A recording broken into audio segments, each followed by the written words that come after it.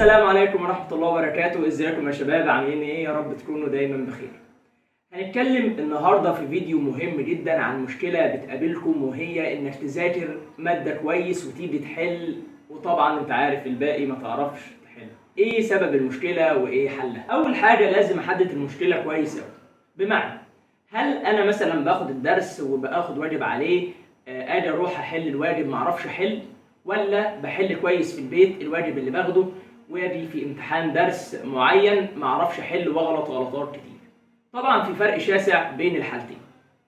لو انت كنت من اول حالة اللي انت بتاخد الواجب وتيجي تحل في البيت مش عارف تحل، فدي هنتكلم دلوقتي عن اسبابها وعن حل المشكلة.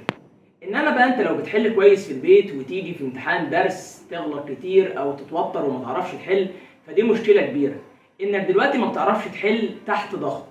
طب ايه المشكلة في كده؟ المشكلة ان انت هتيجي في اخر السنة في الامتحان، وده المهم طبعا، هتيجي برضه هيبقى نفس الضغط. انت دلوقتي ما بتبقى تحت ضغط بتتوتر وما بتعرفش تحل، سواء في امتحان درس بقى او حاجة، فده بيوترك، بتحس ان انت ايه، عايز تخلص بسرعة، الوقت هيعدي، ده انا هاخد درجة، فده كله توتر، فانت ما بتعرفش تحل تحت الضغط ده. طيب دي مشكلة زي ما قلنا، علشان امتحان اخر السنة هيبقى نفس الضغط ده موجود عليك ولازم تحل تحت ضغط. طب ايه الحل بتاع المشكلة دي؟ الحل اللي انت في البيت تيجي تحل امتحانات وتحل مع نفسك، بس تظبط وقت اكنك في امتحان بالظبط، وتعمل الموضوع ده كتير وتروح امتحانات كتير علشان تتعود ان انت تحل تحت ضغط. انسى موضوع الخوف ده من دماغك، لان انت بجد لو ما تعودتش ان انت تحل تحت ضغط هتيجي في الامتحان النهائي ومش هتعرف تحل، ودي المشكلة.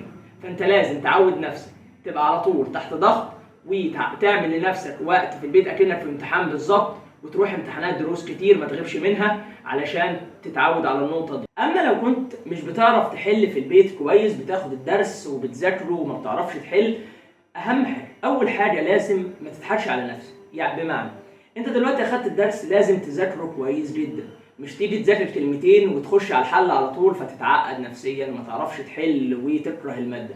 فلازم خدت الدرس تذاكره كويس قوي، تذاكره مرة واتنين وتفهمه، وتبدأ بقى في مرحلة اللي انت تحل.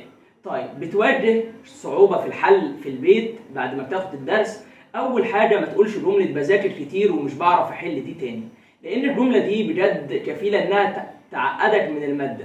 اللي انت تقول انا بذاكر مادة معينة زي الفيزياء ومش بعرف احل فيها، طب انت كده اصلا بتعقد نفسك من المادة، بتولد جواك شعور مزيف اللي انت خلاص هتكره المادة واللي انت مش حلو فيها، فانت ممكن تركن المادة دي. فاول حاجة ما تقولش جملة بذاكر ومش بعرف احل دي تاني. ما فيش اصلا اي طالب بيحل عادي، بيذاكر وبيحل اسئلة معينة وبيقف معاه اسئلة، فما تقولش جملة بذاكر ومش بحل، دي اول حاجة. طيب زي اي طالب عادي ان انت بتذاكر وبتحل وبيقف اسئلة معاك وبتحل اسئله غلط. طب لو سؤال وقف معاك احترمه، مفيش حد بيقف مع حد الزمن ده والله، لا بجد احترمه بجد. بمعنى ايه؟ بمعنى لو سؤاله فعلا وقف معاك او حليته غلط، فانت ما تكسلش، تعرف السؤال والحصه الجايه تسال المدرس وتعرف فكرته وتعرف انت غلطت في ليه او معرفتش تحله ليه اصلا، ويفضل ان انت تسجل الفكره بتاعته علشان ترجع لها تاني. فده مهم جدا. انما بقى مش سؤال يقف معاك او كام سؤال يا عم، 5 6 اسئله يقفوا معاك او ما تعرفش تحلهم وتقول بقى مش هيجوا في الامتحان زي اي طالب، يعني معروفه الاسئله دي مش جايه في الامتحان، وتسيبهم وتقول ما بعرفش احل او تعقد نفسك فيها. لا، السؤال وقف معاك يا عم خلاص ما فيهاش مشكله، اي حد بيحصل معاه كده انه بيحل وفي اسئله بتقف معاه او اسئله ما بيعرفش يحلها او بيحلها غلط. بس النقطه المهم اللي انت ترجع للمدرس بتاع الماده وتعرف انت غلطت فيه ليه او ما حلتوش ليه، وتعرف فكرته وتدونها عنه.